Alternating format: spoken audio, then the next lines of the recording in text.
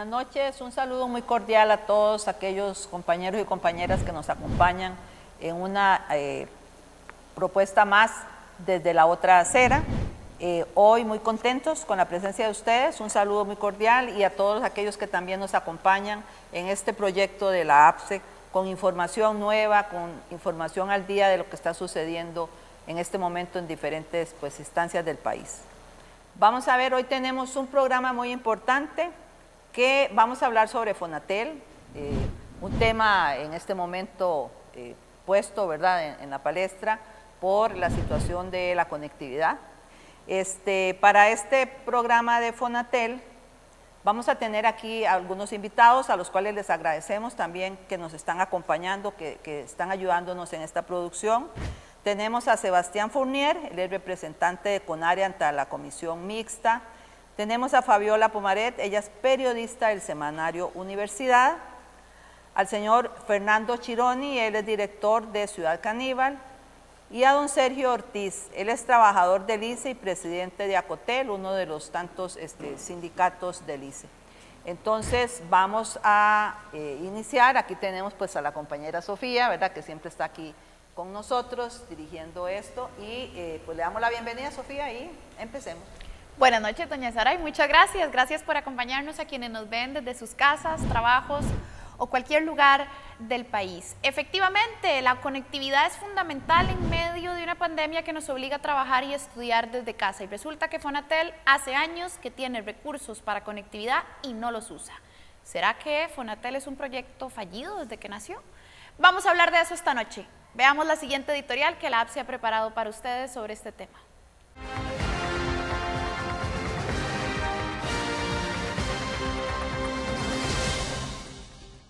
Probablemente no existan casos en Costa Rica donde la incompetencia y el pésimo uso de recursos públicos hayan alcanzado niveles tan preocupantes como los de Fonatel, el Fondo Nacional de Telecomunicaciones. El propósito de la creación de este fondo en el marco del TLC fue dotar de conectividad y equipo a las personas y regiones que no iban a ser alcanzadas por la apertura del mercado de comunicaciones. Esto fue una gran mentira. A pesar de la creación en el 2008 de Fonatel, fue hasta el 2012 cuando SUTEL crea la Dirección General de Fonatel para gestionar los recursos del fondo. 4 años de atraso solo para crear la figura que administra los fondos. Que alguien nos explique. Las cosas no mejoraron. La Contraloría encontró que del 2012 al 2015 Fonatel había ejecutado únicamente un mísero 3% de sus recursos. Esto causó que el fondo dejara de recibir 1.2 millones de dólares por recursos no ejecutados. En el 2016, el semanario Universidad denunció que las empresas de telecomunicaciones usaron plata de Fonatel, unos 20 millones de dólares, para supuestamente instalar equipo en distritos donde ya existían obligaciones contractuales para hacerlo por cuenta propia. Al parecer, recursos públicos fueron usados para la expansión privada de las telecomunicaciones. Los proyectos de Fonatel han sido insuficientes. De las 5 licitaciones abiertas por Fonatel en el 2013, con el fin de llevar internet de banda ancha a 485 centros educativos, solo un 45% de los centros tenían la conectividad al 2017. A marzo de 2021, el MEP contabilizó 425,000 estudiantes sin conectividad para poder asistir a un curso lectivo virtual. 13 años después, ¿y Fonatel no ha solucionado este problema? ¿Quién responde por 13 años de pésima gestión de Fonatel? Humberto Pineda, jerarca de Fonatel por 10 años, renunció al inicio de la pandemia. Pineda dejó Fonatel botado con 584 millones de dólares para invertir. Solo ejecutó 116 millones de dólares en casi una década. Fonatel es un ejemplo de la incompetencia y la falta de interés político, pues parece que los fondos no se quieren usar. Es claro que la SUTEL, como órgano regulador, no tiene las capacidades de ejecutar política pública como lo requiere el país. Ya es tarde para resolver los problemas de conectividad educativa. 15 meses de pandemia resultaron insuficientes para impulsar una verdadera solución. Al final son los estudiantes quienes pagan los platos rotos de Fonatel, de la SUTEL y de los gobiernos, y su incapacidad para hacer lo que debe.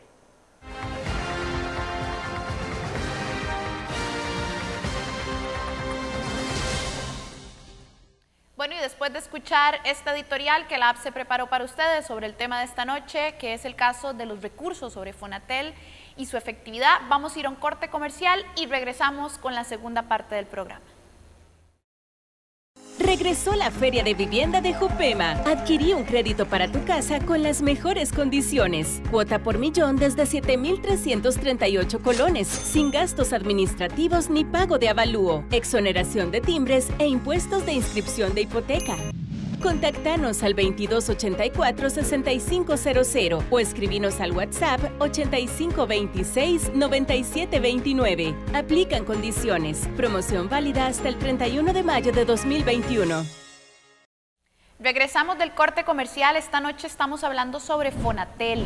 Recordemos que Fonatel tiene recursos en sus manos para tratar la brecha digital y la conectividad en el país, sobre todo en comunidades más necesitadas, pero hace años que no coloca, no ejecuta estos dineros. ¿Qué está pasando en Fonatel? ¿De dónde nació este proyecto? ¿Dónde está esa plata? ¿Por qué no se coloca? Escuchemos lo que nos han dicho nuestros invitados e invitadas de esta noche.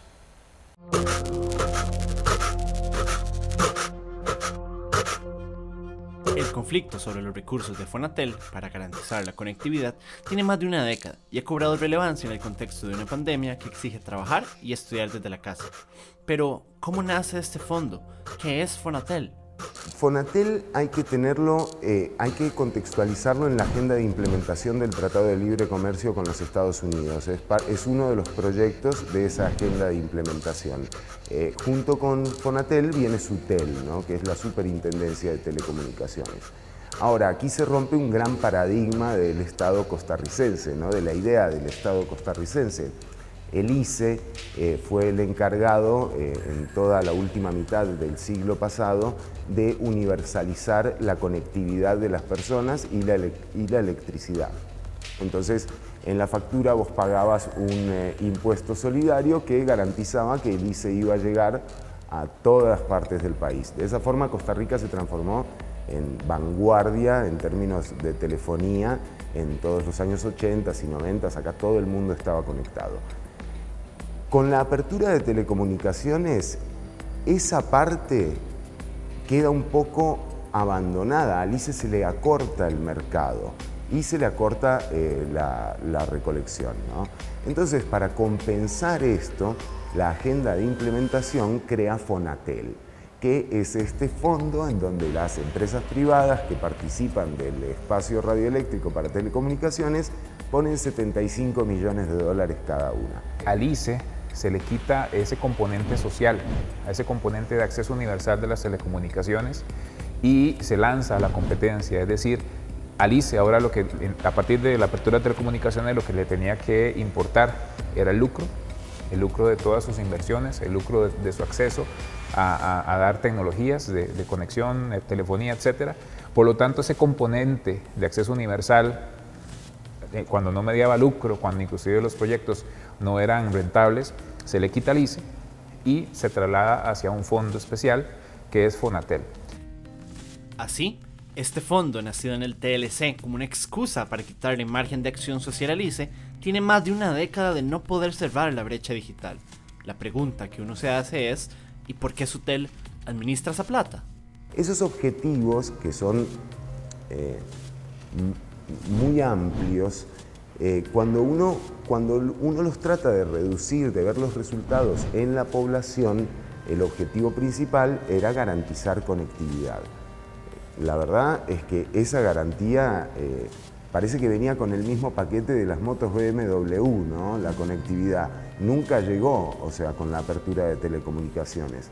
Y lo que se formó fue SUTEL, que por lo que yo me he informado y lo que yo tengo visto desde el 2007, cuando empezamos a cubrir la agenda de implementación, es que se ha transformado en una especie de CTP, o sea, un lugar, una instancia en donde hay empresa privada participando, ¿no? Creyendo que todavía esa plata que pusieron es de ellos. No, la expresidenta de la SUTEL estuvo ahí desde la apertura, o sea, desde el 2009 hasta el 2017, sin moverse. Y toda la gente que terminó, digamos, colocada ahí, era gente muy ligada a la unidad, porque fue en el gobierno de la unidad cuando se vio, cuando se gestó la apertura del mercado. El fracaso de Fonatel es resultado directo del TLC. Al abrir las telecomunicaciones, le quitaron recursos de Acción Social al ICE para pasarlos a la SUTEL. Así, la prometida conectividad después de la apertura comercial nunca llegó.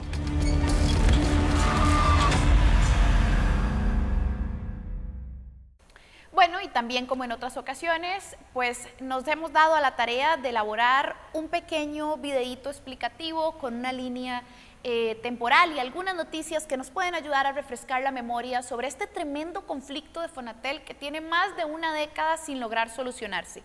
Escuchemos el video.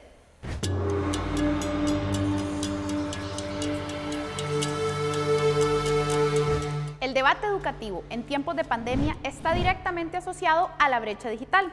Para que la educación virtualizada sea inclusiva, esta brecha debe atenderse, especialmente a la luz de los datos que indican enormes carencias de conectividad en zonas rurales y costeras como Nandayure, Matina, Upala, Parrita, entre otras. Así que la verdad es indignante que los recursos de Fonatel sigan sin ejecutarse. En el año 2008 se crea Fonatel bajo la administración de la SUTEL en el marco de la agenda de implementación del TLC, con el fin de que atendiera la brecha digital y se le asignaron recursos de la carga parafiscal sobre operadores de telecomunicaciones más recursos de concesiones. Sin embargo, desde su creación, Fonatel ha presentado serios problemas de ejecución presupuestaria. De acuerdo con el informe del 2013 de la Contraloría General de la República, la SUTEL no había sido capaz de diseñar ni ejecutar los proyectos y presentaba fuertes retrasos en la contratación del fideicomiso y la formalización de instrumentos administrativos. El mal manejo de estos fondos ha sido tan evidente que hasta La Nación le dedicó 2 editoriales. Uno en el 2011 titulado Tiempo perdido en Fonatel y otro en 2019 titulado La crónica ineficiencia de Fonatel. Los problemas de planificación institucional son tales que no fue hasta el 2016, casi 8 años después de su creación, que las metas sobre Fonatel contenidas en el Plan de Desarrollo de las Telecomunicaciones lograron ser incluidas en el Plan Nacional de Desarrollo. Y más recientemente, de nuevo la Contraloría General de la República volvió a advertir que los problemas de Fonatel al año 2020, en media pandemia, Fonatel tenía más de 198.000 millones de colones en activos líquidos que podrían usarse ya para cerrar brecha digital sin ejecutar.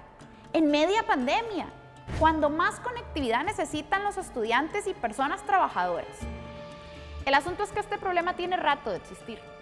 El pleito es tan fuerte que el año pasado renunció don Luis Adrián Salazar, ministro de Ciencia, Tecnología y Telecomunicaciones, precisamente porque no estaba de acuerdo con el uso que se le quería dar a los recursos de Fonatel. Lo paradójico de este problema sin resolver es que no es por falta de propuestas. A julio del año pasado existían 7 proyectos de ley en la Asamblea Legislativa para intentar solucionar este conflicto. Desde la propuesta del Frente Amplio que proponía trasladar la administración de estos recursos de la SUTEL al MISID, hasta la iniciativa del diputado Warner Jiménez del Partido Liberación Nacional que proponía un bono de conectividad en donde el MEP junto con la SUTEL establecerían el reglamento de asignación. Y más recientemente también la diputada Yorleni León del PLN que proponía trasladar fondos y administración de estos recursos a la fundación privada Omar Dengo. La pregunta sigue siendo, ¿cómo es que un problema tan evidente sobre el que hay propuestas de distinta naturaleza no se ha logrado corregir? ¿Cuáles intereses hay ocultos en este debate? ¿Por qué no se avanza?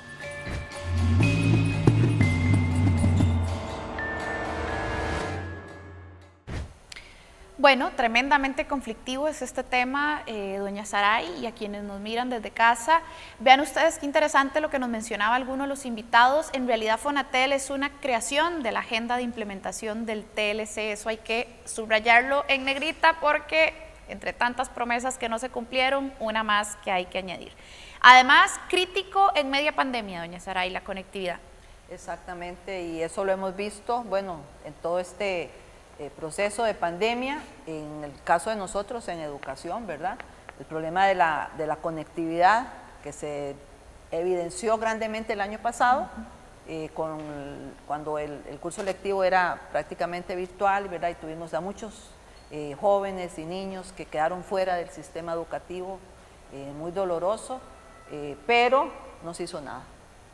Este año nuevamente estamos en el curso lectivo, otra vez hablamos de conectividad, otra vez exigimos que haya conectividad, ¿verdad? Y en estos meses que tenemos de este año, inclusive está suspendido el curso lectivo porque precisamente no hubo la posibilidad de tener conectividad para hacerlo de manera virtual. Entonces, es importante conocer desde el fondo qué es este tema y por qué no está dando los frutos que debería de haber dado, porque como dijo usted, Sofía, esto viene desde el TLC. Así es, absolutamente, y es que es un platal que no se está utilizando en medio de una crisis histórica. Eso es inaceptable. Vamos a ir a un corte comercial y regresamos con la última parte del programa con nuestro entrevistado a profundidad y comentarios de esta noche.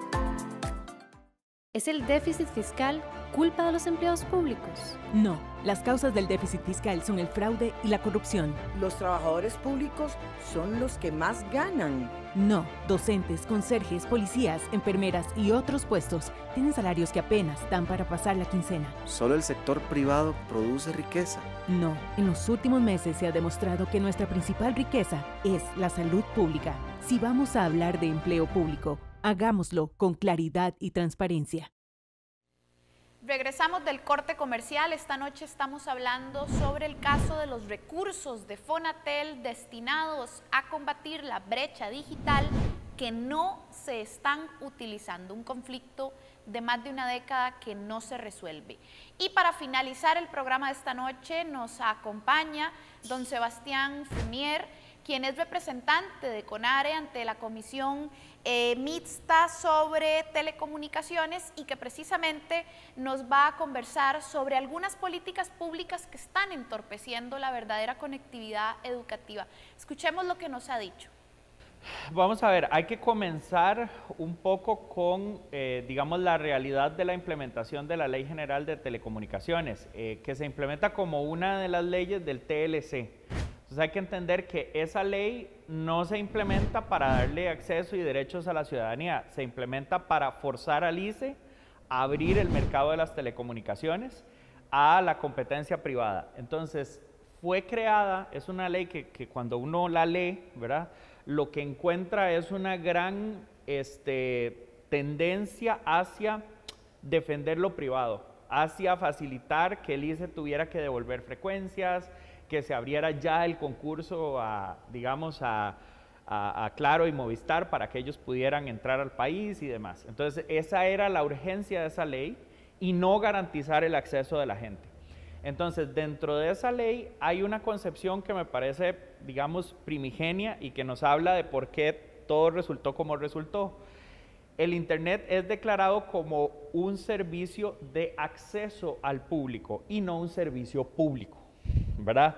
Entonces, un servicio accesible al público es un servicio, bueno, que está ahí, que la gente lo accede, pero no es algo de lo que soy sujeto de derecho, como si lo es el agua o la electricidad y demás. Entonces, desde ahí ya hay una concepción entre el servicio de Internet será para quien lo pueda pagar y no para todos y todas. La segunda gran concepción, digamos, que tiene este modelo, digamos, de telecomunicaciones que se plantea después del TLC es, digamos, que el acceso se tiene que dar donde sea rentable. De nuevo, tema económico priva sobre el tema social, ¿verdad? Y además de que se tiene que dar donde sea rentable, donde no sea rentable, quien cubre eso se llama Fonatel, que es el Fondo Nacional de las Telecomunicaciones. El Fonatel realmente se crea como una instancia que maneja mucha plata, pero que en realidad no tiene ninguna experiencia en manejo de fondos públicos solidarios. Entonces, se le quita esa competencia al ICE, que claramente el ICE era experto en llevar acceso de electricidad y de otras cosas a las regiones más remotas de este país. Se le quita a una instancia experta como el ICE esa competencia y se le da a una instancia, digamos, que ha resultado en la práctica bastante inoperante. Por ejemplo, se hablaba desde 2009 que había que conectar a todas las escuelas y colegios del país. Vamos, estamos a 12 años de esa premisa y no se ha cumplido y estamos lejos de cumplirlo. Entonces, claramente el fondo no ha funcionado y mucho del dinero del fondo, lejos de utilizarse, digamos, para crear más torres y mejorar la cobertura y meter la fibra y toda la vaina, termina siendo utilizado para pagarle a las empresas privadas por darle chipsitos a la gente que tienen X número de limitantes por descarga, y entonces al final ese fondo que supuestamente se había creado para romper la brecha digital, al final lo que está haciendo es engordando los bolsillos de las grandes empresas que ya de por sí ganan un montón de dinero a costa de las frecuencias del Estado, que sí, pues que invierten en sus torres y toda pero ganan un montón de plata, y estas empresas no se les está obligando debidamente a dar cobertura, acceso y formas de acceso justo a las poblaciones que no tienen otra opción para acceder a Internet. Bueno, y ante este escenario, ¿qué hacer? ¿Cómo solucionar la brecha digital? ¿Hacia dónde tendría que ir más bien la política pública para atacar el problema de la conectividad? El acceso o no a las redes y a Internet y a todo esto genera ciudadanos de primera y segunda categoría en términos de acceso a derechos. Entonces ya debe ser considerado un derecho, ¿verdad? Máxime con la pandemia, ¿verdad? Entonces ese es un avance. Eliminar el cobro por descarga, digamos, mi posición sería que debe eliminarse del todo. O sea, todos deberíamos tener una tarifa plana por la que pagamos y tenemos acceso a Internet por descarga. Pero en caso de que esto sea muy difícil de empujar políticamente, al menos que haya una medida de excepción para gente que no tenga otra posibilidad de acceso en zonas rurales. Bueno, en síntesis, es un problemón lo que hay en Fonatel, de más de una década, nacida en la agenda de implementación del TLC, administrada por la SUTEL, no entendemos muy bien por qué, ¿verdad? Y no por el MISID o por la SUTEL. Pero además, con todo esto que nos mencionaba Sebastián al final sobre un conjunto de políticas públicas que no permiten la correcta implementación de políticas para la conectividad y la enorme lista de elementos que faltan por hacer. Y precisamente las organizaciones del magisterio, en medio de esta crisis pandémica, pues han ido de la mano, ¿no?, con la necesidad de ampliar esa cobertura hacia la población para evitar discriminación en el sistema educativo. Lamentablemente, Fonatel sigue sin caminar, doña Saray. Sí, efectivamente, es importante, bueno, todo lo que hemos conocido, ¿verdad?, y de pasado también hoy con las personas que nos han acompañado. Y aquí yo quiero recalcar una situación. Nosotros en el sistema educativo ya tenemos años de que se nos está diciendo, bueno, vamos a darles Internet, va a haber conectividad, se llama a los docentes a que den sus clases utilizando el Internet y para los chicos también. Entonces, en este momento con la pandemia lo que nos viene es a resaltar esa necesidad que se intentó hacer. Bueno, ya ahora entendemos por qué el asunto no camina, ¿verdad? Entonces, ahora con la pandemia pues se ve la necesidad clara y que existe en el país, ¿verdad?, general y también desde el punto de vista educativo. Entonces, en este tiempo, pues como organizaciones, o en este caso la APSE, ¿verdad?, ha estado insistiendo en lo de la conectividad. El MEP no puede exigir cosas que no están dando, O sea, esto es un llamado al gobierno también, que si queremos de verdad que este país camine, que la tecnología ayude, que la gente vaya a hacer teletrabajo, o sea, se tiene que ver cómo se hace para desenredar esta maraña. O sea, tiene que haber ayuda política, compromiso político para que se pueda salir adelante. Y nos preocupa mucho porque eso hace que haya más, la brecha se ensanche, ¿verdad? Más, la pobreza, o sea, la gente que no va a tener espacio de educación para tener trabajos, entonces todo esto es complicado. Pero bueno, hoy en la noche hemos visto en realidad cómo está el asunto, entonces es responsabilidad hacer un llamado a las autoridades que les corresponde, al mismo MEP, o sea, que se decidan, hay proyectos y no pasa nada. Bueno, en el fondo, ¿qué es lo que hay? Es lo que tenemos que conocer y es lo que la población tiene que llegar a ver. Hay un problema ahí grave que está afectándonos, donde fondos que en un país como Costa Rica no puede ser que estén ahí empantanados sin saber para qué son. Así es, y además consecuencia directa de la agenda de implementación del TLC es que tenemos que ponerlo en la lista de promesas que no se cumplieron, porque se crea para poder descentralizar o quitar esa visión social del ICE y pasar la plata a un fondo que termina siendo administrado por la SUTEL, que no es ejecutor de política pública, sino contralor o fiscalizador, y que por supuesto no ha ejecutado, ¿no? ¿Por qué? ¿Cómo llegamos hasta esto? ¿Cuáles serán los intereses que hay en medio? Y que además, con tantos proyectos de ley e iniciativas ya puestos sobre la mesa, aún así no se avanza y no se resuelve. Aquí huele a que hay mucho más de lo que parece y precisamente por eso tenemos que cuestionarlo en medio de esta pandemia. Nos mandaron a la casa, pero no todos tienen acceso a internet. Muchas gracias por habernos acompañado esta noche. Hemos llegado al final del programa. Esperamos que sea de mucha utilidad para ustedes y nos vemos la otra semana en otra entrega más en Desde la Otra Acera. Hasta luego. Buenas noches, muchas gracias.